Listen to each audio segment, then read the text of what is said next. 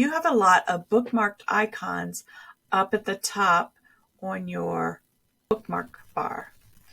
And you want a little bit more real estate there. So let me show you how you can do this.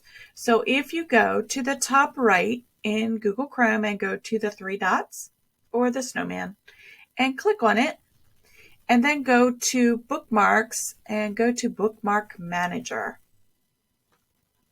So once I go to Bookmark Manager, I'm going to see this is my bookmark bar right here.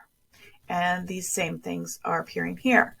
Now I know that the icon for Sapphire, I know what that looks like. So I really don't need the name Sapphire there.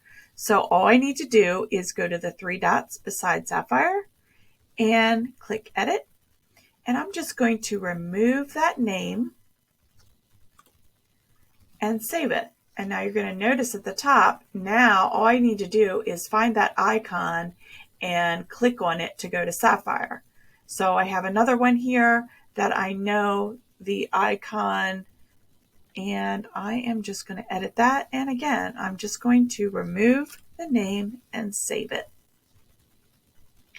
So this is a quick and easy way that you can get more real estate here at the top of your bookmarks bar in Chrome.